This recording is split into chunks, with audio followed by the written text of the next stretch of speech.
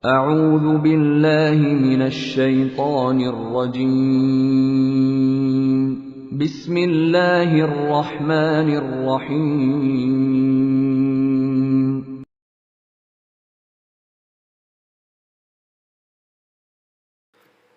Bismillahirrahmanirrahim. Assalamualaikum warahmatullahi wabarakatuh. Alhamdulillah wassalatu wassalamu ala rasulillahi la hawla wa la quwata illa billah amma ba'du. Ayuhal talibat rahimani wa rahimakunallah. Alhamdulillah segala puji bagi Allah Subhanahu wa taala yang memberikan kepada kita nikmat yang begitu banyak. Dan salah satunya adalah kita masih diberi kesempatan untuk belajar. Dan ini adalah sesi atau minggu terakhir ya sebelum ujian kenaikan kelas. Nah, pada sesi ini ya, kita akan membahas tentang babu istiqbalil qiblah, bab tentang menghadap kiblat. Ya. Qiblatul muslimin hiya al-Ka'batu al-musyarrafah allati hiya unwanu tauhidihim wa wahdatihim wa mutajjihu anzarihim wa multaqa qulubihim wa arwahihim. Kiblatnya kaum muslimin adalah Ka'bah al-Musyarrafah, yang mana dia adalah simbol kesatuan dan persatuan mereka dan menjadi arah pandangan mereka dan juga tempat berkumpulnya hati dan rohnya mereka. Wa qad ja'alallahu hadhil Ka'bata qiyaman lin-nasi fi ahwali dinihim wa dunyahum. Dan Allah menjadikan Ka'bah ini sebagai penopang bagi manusia dalam urusan agama dan dunia mereka. Wa amnan lahum inda syada'id yajiduna fi dhilliha at-tuma'ninata wal amna wal iman. Dan juga sebagai keamanan bagi mereka ketika ada kekacauan yang mereka bisa dapatkan di dalam naungannya, yaitu ketenangan, keamanan dan juga keimanan. Wa baqauha tuhajju wa tuzaru hiya alamatu baqa'id din wa qiyami. Dan keberadaan Ka'bah itu yang diziarahi, dikunjungi adalah tanda ketetapan agama dan juga tetap berdirinya agama. Jadi menjadi tanda kekekalan dan juga berdirinya agama. Wa kana Nabi sallallahu alaihi wasallam qabla al-hijrati yastaqbilul qiblata wa baitul maqdis ma'an alal masyhur.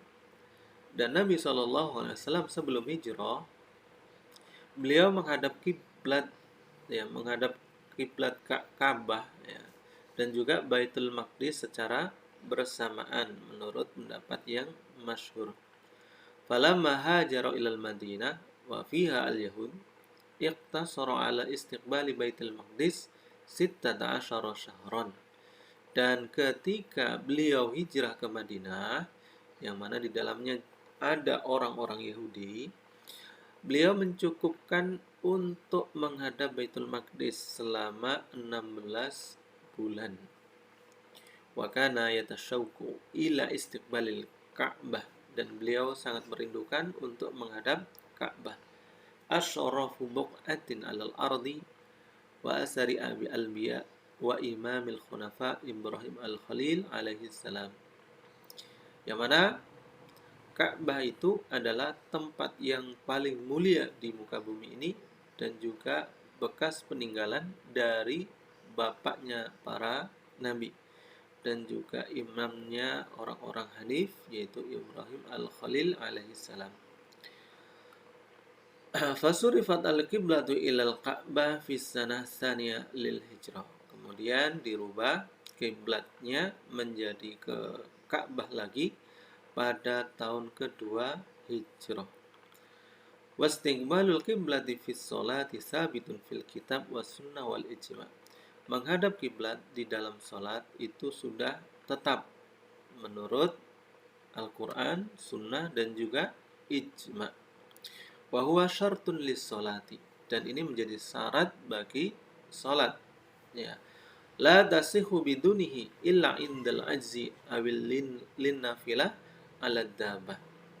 Dan tidak sah tanpa menghadap kiblat, ya, kecuali ketika ada halangan, ya, ketidakmampuan atau sedang melakukan sholat nafilah di atas kendaraan. Kama sayati fi hadhihi al-ahadits insyaallah taala. Sebagaimana yang akan datang di hadis-hadis berikut insyaallah.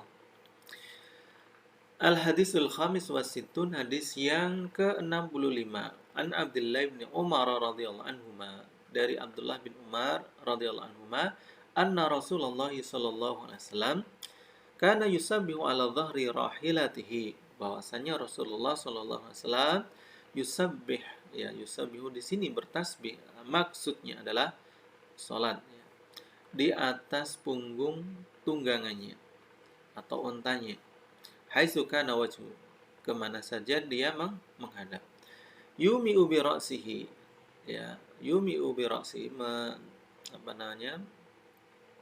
memberi tanda dengan kepalanya. Wa kana Ibnu Umar yaf'alu, dan juga Ibnu Umar melakukannya. Rawal Bukhari wal lafdhu lahu wa Muslim. Ya. Wa fi riwayatin kana yutiru ala ba'irihi wa li Muslim ghaira annahu la yusalli 'alaiha al-maktubata. Ya. Dan di suatu riwayat beliau melakukan witir di atas untanya, dan di riwayat Muslim hanya saja dia tidak mengerjakan sholat maktubah, sholat wajib di atas untanya. Walil Bukhari, dan menurut riwayat Bukhari, walam yakun Rasulullah sallallahu alaihi wasallam yasna'u dzalika fi sholatil maktubah, dan Rasulullah itu tidak melakukan hal itu, melakukan sholat di atas kendaraannya di dalam sholat fardu. Tsumma gharibul hadis al-awwal yusabbihu ala dhahri rahilatihi. Maksudnya, ya, tasbih di sini adalah sholatul nafilah. Ya, dimaksud di sini adalah sholat nafilah. Min tasmiyatil kulli bi ismil ba'd, yaitu menamakan keseluruhan dengan mengambil nama sebagian. Ya. Jadi karena sholat itu salah satu bagiannya adalah tasbih. Nah, ini menjadi menjadi penyebutan terhadap sholat, ya. Ini tidak mengapa, ya, menyebut sholat dengan tasbih, hanya sebagai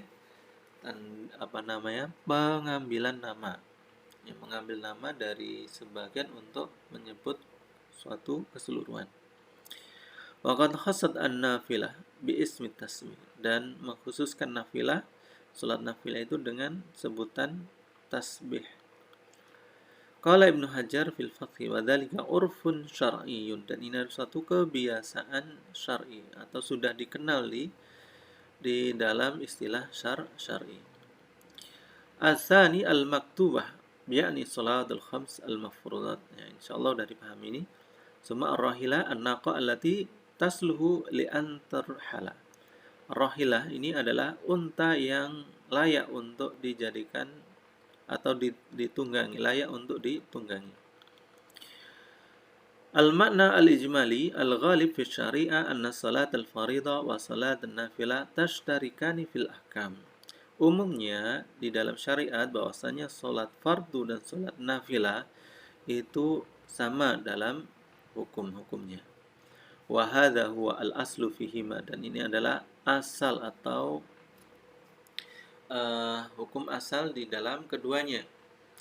Fama warada fi ihdahima min hukmin fawa lahu masawa, dan apa yang datang di dalam salah satunya dari suatu hukum, maka itu juga bagi keduanya, baik itu yang wajib dan yang sunnah, itu sama. Walakinnahu yujadu ba'du al-adillah allati takhussu ihdahuma, ya, bihukmin dunnal akhar. Akan tetapi didapatkan sebagian dalil yang mengkhususkan salah satunya dengan dengan suatu hukum tanpa menyertakan yang lainnya.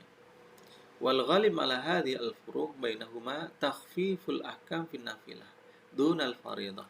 Dan umumnya dalam perbedaan-perbedaan di antara keduanya itu berhubungan dengan keringanan hukum di dalam sholat nafilah, ya, tidak di sholat fardu. Wa min dzalika hadzal hadis alladzi ma'ana, dan sebagian dari hal itu adalah di hadis ini yang kita bahas ini, yaitu menyebutkan tentang keringanan sholat di atas kendaraan dan menghadap kiblat ke mana arah tunggangan kita menghadap. Fa innahu lima kana al-matlub taksiru nawafilis shalah wal istighalu biha khuffifa fiha. Dan juga bahwasanya dikarenakan yang diharapkan adalah memperbanyak sholat-sholat nafilah dan juga mengerjakannya, maka dalam hal itu diringankan, ya karena tuntutan untuk memperbanyak sholat-sholat sunnah, maka ketika mengerjakannya itu ada keringanan, ya, khuffifa fiha. Wa kana sallallahu alaihi wasallam yusalliha fi safar, yang mana Nabi sallallahu alaihi wasallam mengerjakannya di dalam suatu safar, ala dhahri rahilatihi, di atas punggung untanya, haitsu tawajjahat bihi, kemana saja unta itu menghadap, walau lam takun tujahul qiblah, walaupun untanya itu tidak menghadap kiblat. Wa yumi bi ra'si, dan memberi isyarat dengan kepalanya, isyaratan ila ruku' was sujud, ya, untuk menggantikan ruku' dan sujud. Jadi memberi isyarat dengan kepalanya untuk menunjukkan ruku' dan sujudnya. Wala farqa baina an takuna naflan mutlaqan, dan tidak ada perbedaan di antara nafilah yang mutlak, au minar rawatib, ataupun dari salat-salat rawatib, au minas salawati dzawati al asbab, ataupun dari salat-salat yang mempunyai sebab. Lihadza kana yusalli 'ala ar-rahila aqidun nawafil wa huwa al-witr. Dan karena ini, ya, beliau melakukan sholat di atas untanya, melakukan sholat nafilah yang paling kuat, yaitu al-witr.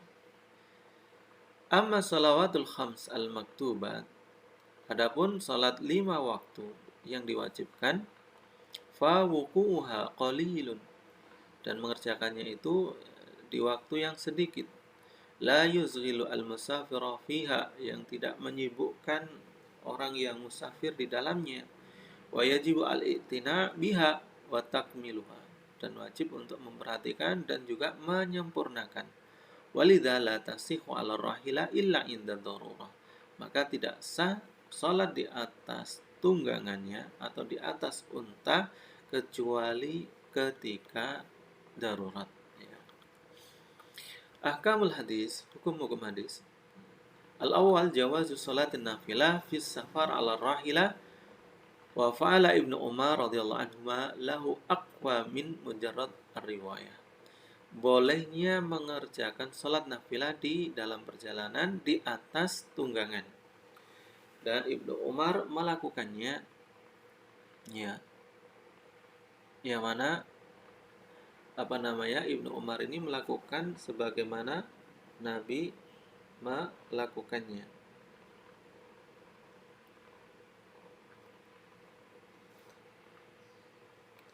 Dan praktek Ibnu Umar ini itu lebih kuat, ya, dari sekedar riwayat, ya.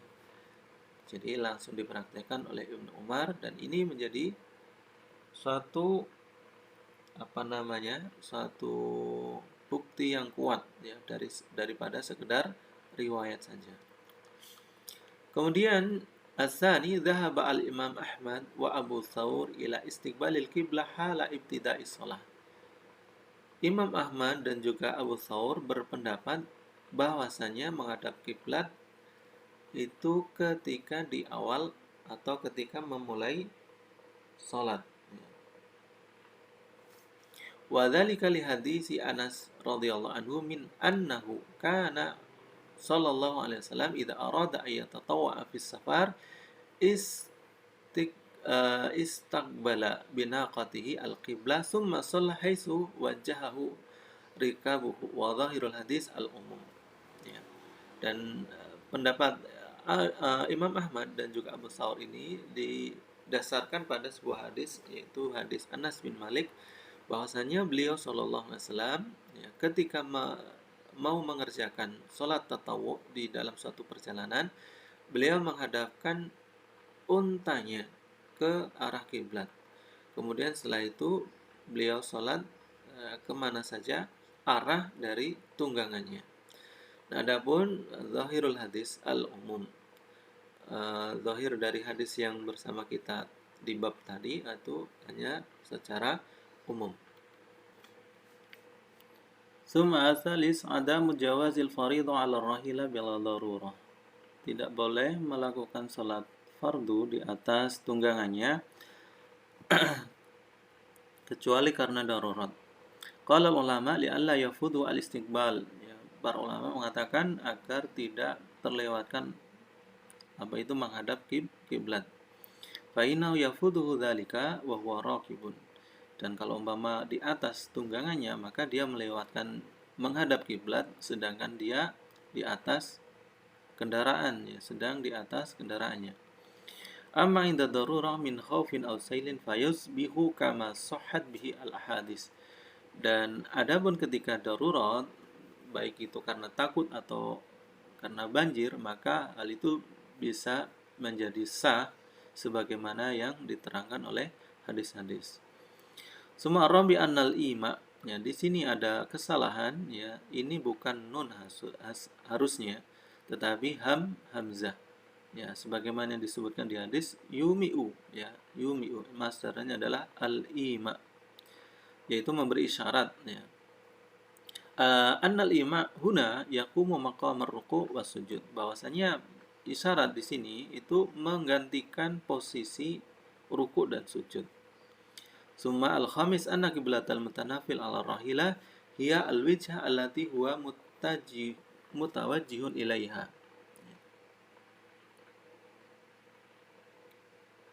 Bahwasanya kiblatnya orang-orang yang melakukan sholat nafilah adalah arah di mana hewan tunggangannya itu menghadap.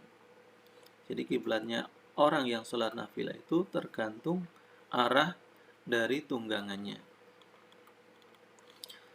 Summa asadis annal witra laisa biwajib, bahwasanya sholat witir itu tidak wajib.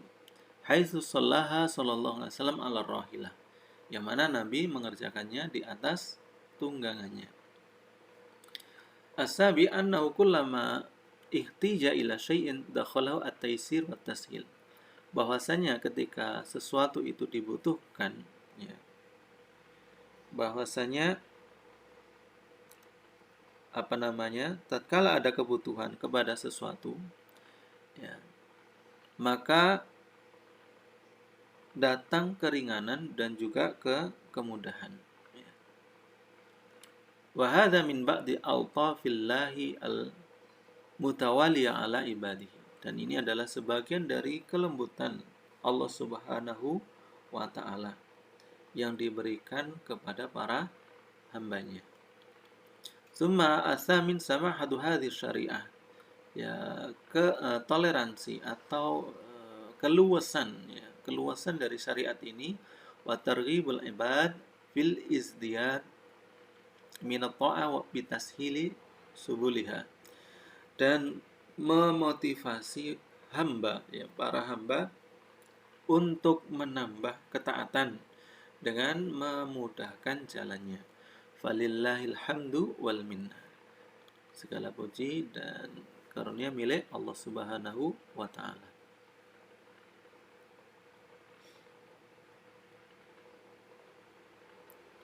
Suma atasi dzakara as-Sun'ani an alfadha hadhi al-hadis majmu'atun an min iddati riwayat fil Bukhari wa Muslim. Imam As-Sun'ani menyebutkan bahwa lafaz hadis ini adalah gabungan dari beberapa riwayat Bukhari dan Muslim. Wa annahu laisa fi sahihaini riwayatun hakadha lafdhuha. Dan tidaklah ada dalam kitab Sahihain riwayat yang seperti ini lafadznya. Summa al-ashir la yastadillu bihadzal hadis khafda ala anna al-khafda fi sujudi aksaru minar ruku'. Wa inna ma dzalika fil hadis Jabir radhiyallahu anhu haitsu yaqulu ji'tu wa huwa yusalli ala rahilatihi nahwal masyriqi was sujud akhfadu minar ruku' wa qad akhrajahu at-Tirmidzi wa Abu Dawud. Bahwasanya tidak boleh berdalil dengan hadis ini bahwasanya menundukkan di dalam sujud lebih daripada ruku'. Tetapi hal itu terdapat di hadis Jabir radhiyallahu anhu. Ya. Jadi maksudnya hadis ini tidak bisa dijadikan dalil bahwasanya isyarat merunduk di dalam sujud itu lebih banyak daripada isyarat di dalam ruku'. Akan tetapi dengan menambahkan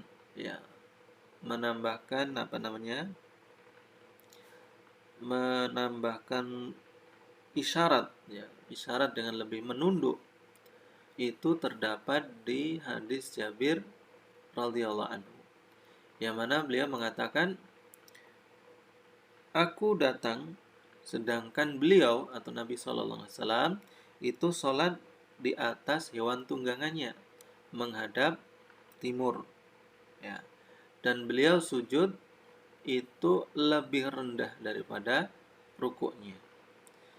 Ya, jadi ini hadis yang menunjukkan isyarat rukuk dan sujud, ya, yang mana isyarat sujud lebih rendah daripada isyarat rukuk. Tetapi di hadis yang bersama kita ini tidak ada bedanya. Jadi isyarat dengan kepalanya itu di waktu rukuk dan sujud itu sama. Summa al-hadi asyar, ya, yang ke-11, zahaba jumhurul ulama ila jawazi tarkil istiqbal fi safar at-tawil wal qasir illa Malikan. Ya. Mayoritas ulama berpendapat bolehnya meninggalkan istiqbal, ya, meninggalkan menghadap kiblat di dalam safar yang panjang ataupun yang pendek, kecuali Imam Malik. Ya, di sini maksudnya adalah Imam Malik. Faqad khassahu bis safar alladhi tuqsaru fihi as-shalah wa lam yuwafiqu ahadun ala dzalik. Beliau mengkhususkan untuk safar yang di dalamnya salat itu bisa dikosor. Dan tidak ada yang menyepakati, ya, tidak ada yang menyepakati dari para ulama terhadap pendapat itu. Jadi beliau Imam Malik berkesendirian dengan pendapatnya bahwasanya